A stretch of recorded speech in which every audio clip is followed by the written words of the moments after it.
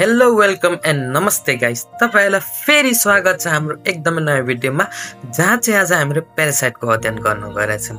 प्यारासाइटको अध्ययन गर्ने विधिलाई प्यारासाइटोलोजी भनिन्छ र साथसाथै यसको हाम्रो हल्का कमन प्यारासाइटहरु, यसको होस्टहरु के हो कसो हो त्यसको बारेमा हल्का सिम्पल, धेरै ठूलो होइन, हल्का डिटेल जान्ने छौं र होप तपाईहरुलाई भिडियो राम्रो लाग्छ होला।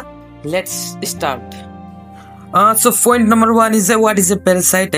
A parasite is a small organism that lives on or inside another living organism called the host and takes nutrition from the host to survive. The parasite benefits but the host is usually harmed.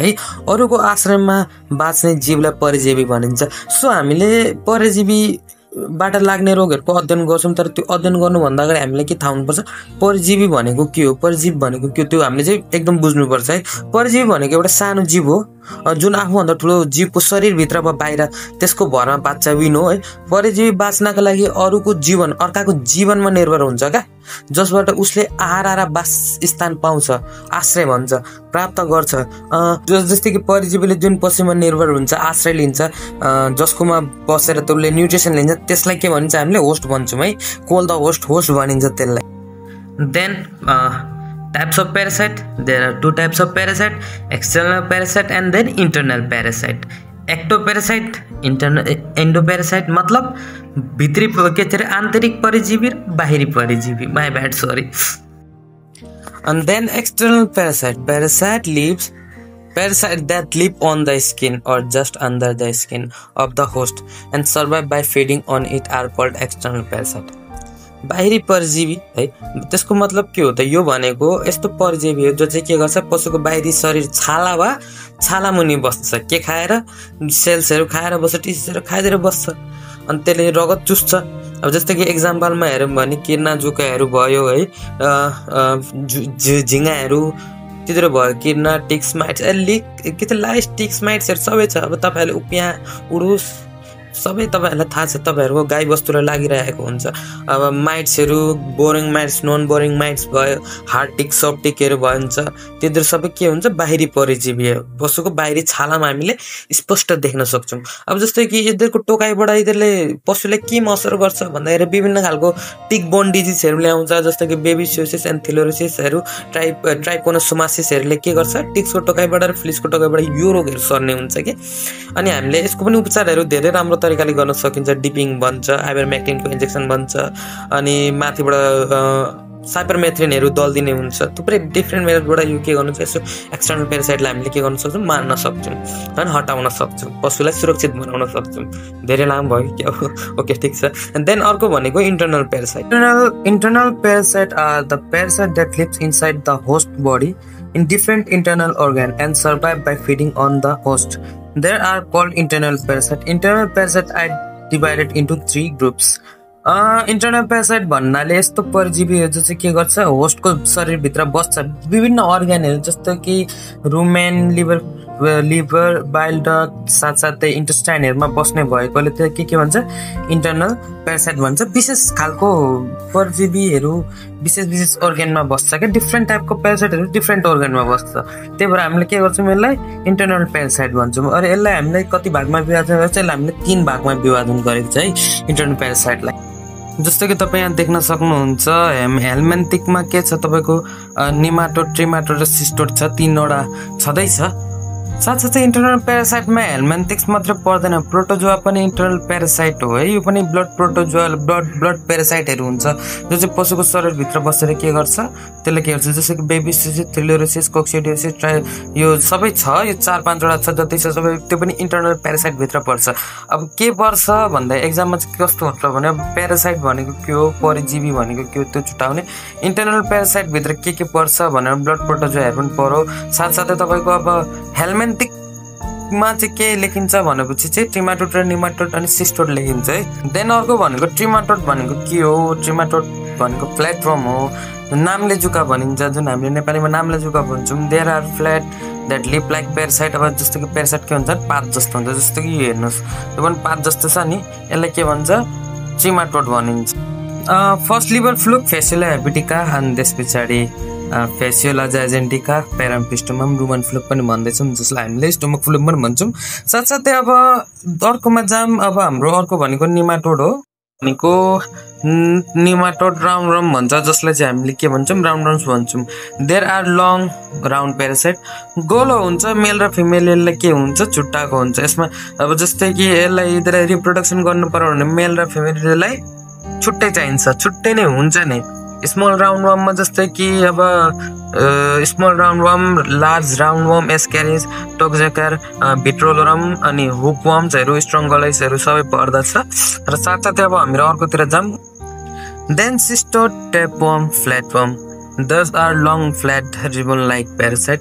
They are usually found in the intestine of human and animals. Appearance कस्तो हुन्छ, long segmented like piece of rice, के हुन्छ, पातलो हुन्छ, लामो हुन्छ, सेगमेन्टेड भन्छ, खण्ड खण्ड छुट्टेको भन्छ। के हुन्छ, एउटा चावलको दानाको जस्तै, त्यो चावलको दाना हामीले पुरै सरर गरेर राख्यौँ भने नि, मिलाएर राख्यौँ भने त्यस्तै छुट्टेको हुन्छ है। त्यसलाई के भन्छ, ग्राभिड सेगमेन्ट भन्छ। प्रेग्नेन्ट वर्म प्यारासाइटले के गर्छ, जब त्यो सेगमेन्टहरू, तिनीहरूको जुन सेगमेन्ट मेच्योर हुन्छ नि, मेच्योर भइसकेपछि त्यसमा आफै त्यो छुट्टेर चुट्टिएर जुन कताबाट आउँछ, break off come out through faeces, बाहिर आउँछ क्या, मलको द्वाराबाट त्यो बाहिर आउँछ। बाहिर आउँदाखेरि त्यसमा के हुन्छ, अन्डाहरू हुन्छ।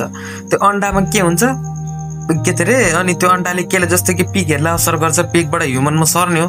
अनि त्यो अन्डाहरू त्यसको शरीरभित्र हुन्छ भने टाँसेको हुन्छ क्या। त्यसमा यसमा के हुन्छ भने तपाईँलाई मेल र फिमेल चाहिँदैन क्या, तिनीहरूको मेल र फिमेल एकै ठाउँमा हुन्छ।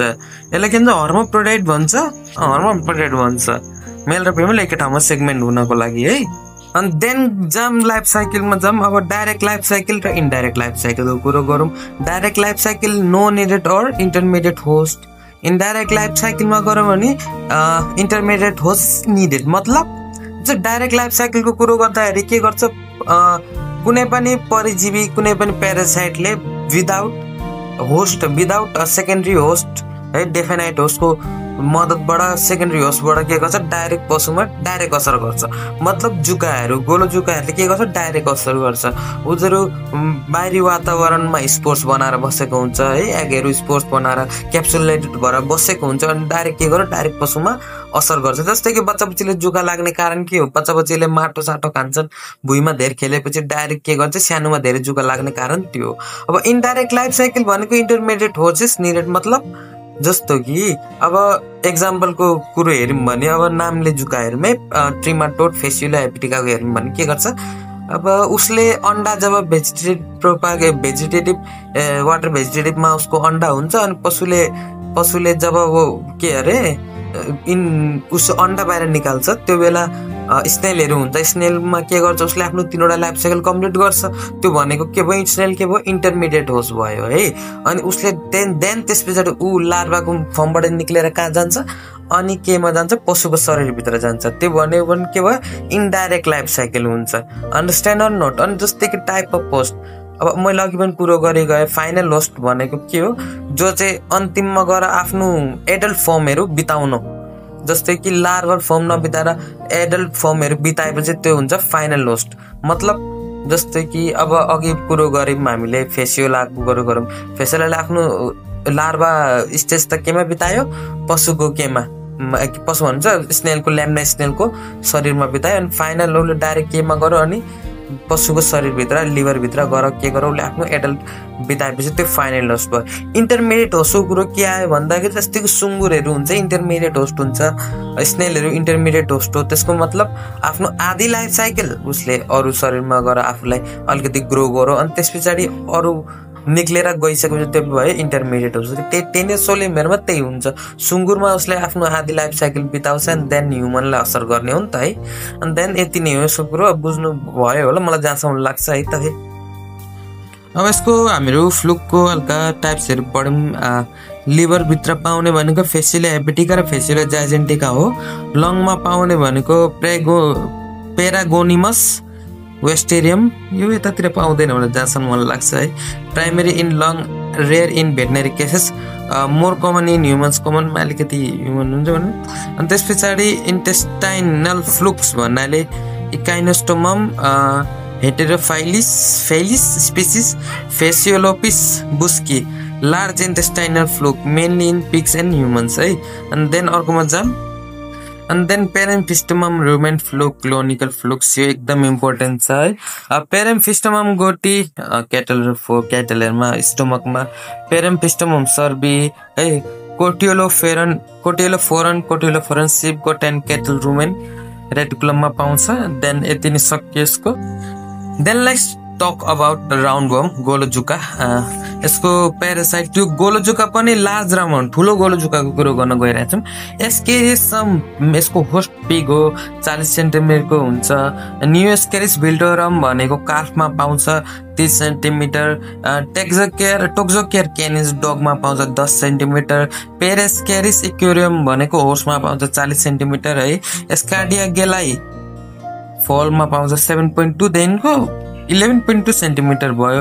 हेटेरोकेस गेलेरियम भनेको फलमा पाउँछ इभन 1. फल भनेको के हो, चल्लाहरू कुखुराको के अरे पंक्षीको प्रजाति है। अनि त्यसलाई के भन्छ, एस्करिस लिम्बरकोडियस भनेको मेनमा पाउँछ 10 सेन्टिमिटरको हुन्छ। सो अब हेर्नु सक्नुहुन्छ यहाँ स्मल राउन्डवर्महरू जो स्टोमकमा पाउँछ र स्मल इन्टेस्टाइनमा पाउँछ। हेमङ्कस अस्ट्रोङ्गरस राइट्रोस भएको है स्टोमकमा पाउने, स्मल इन्टेस्टाइनमा हेर्न सक्नुहुन्छ है। थुप्रै खालको पाउँछ, त्यसले के अरे यहाँ क्याप्रिया नेमाटोडोरिसहरू। र साथसाथै अब अर्कोमा हेरौँ जुन चाहिँ लार्ज इन्टेस्टाइनमा पाउने ओसियोफेगस्टमम, सिकन र कोलनमा पाउँछ ट्राइचोरिस है। सेरेबेटिया स्पेसिस कोलन रेक्टममा पाउँछ अक्सिरिस, सिकम र कोलनमा। आँखामा पाउने थेलेजिया हो। लङमा पाउने डेक्टाइलोकोलस बेबिपोरस र डेक्टाइलोकोलस फ्लिरिस है। सिप एन्ड क्याटलको बफेलोमा पाउँछ, हेर्न सक्नुहुन्छ। र साथसाथै अब अर्कोमा जाम। टेनियासोलियम तपाईँहरूलाई थाहा छ यो के हो, यसको हेर्न सक्नुहुन्छ। ग्राभिड सेगमेन्ट भनेको थियो नि जुन पिस अफ राइसहरू भनिन्छ त्यस्तै छ। एकदम लामो हुन्छ, यो पनि एकदम खण्ड परेको हुन्छ भन्छ। र यसको हेरौँ सिस्टोटमा के पर्छ। टेनियासोलियम, टेनिया सेजेनेटा, टेनिया मल्टिसेप, मोनाइजा एक्सपेन्सा, मोनाइजा बेन्टिनी, इकाइनोकोकस ग्रानुलस है, डेबिनिन प्रोग्लेन्टिना र डाइफेल्डियम केनियम र टेनिया हाइडेटेजिना है।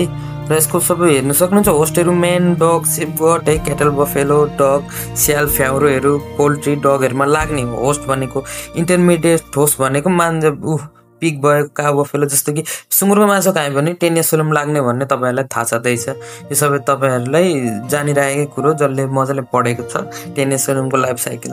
र साथसाथै अब अर्कोतिर जाऊँ। यो चाहिँ लार्भल स्टेज हो टेपमहरूको। टेनियासोलियम जुनलाई हामीले पोक टेपम भन्छ, इन्टरमिडिएट होस्, पिग हो र फाइनल हो मेन हो। यसको के छ भने सिस्टिसर्कस सेलुलोसिस है। टेनिया सेजिनेटा बिफ टेपम भन्छ। यसको पनि सिस्टिसर्कस बोबिस छ। इकाइनोकोकस ग्रेनुलस डग टेपम भन्छु। हाइडेटेटा सिस्ट हो। टेनिया मल्टिसेप जो चाहिँ हामीले के लाग्छ, गिड बाख्राहरूमा गिड हुन्छ नि, गिड रोग लाग्ने भनेको चाहिँ टेनिया मल्टिसेप हो। मल्टिसेप भन्छ है। कोर्निन्युरस सेरेबेलेसिस है, सेरेबेलेसिस। सो यति नै हो। अब तपाईँहरूले होप यो भिडियो मन पराउनु हुन्छ होला। साथसाथै हाम्रो च्यानलमा लाइक गर्नु, सब्सक्राइब गर्नु, सेयर गर्नु। Okay, thank you guys, that's for today. Hope तपाईँलाई मन पर्यो। Subscribe, by.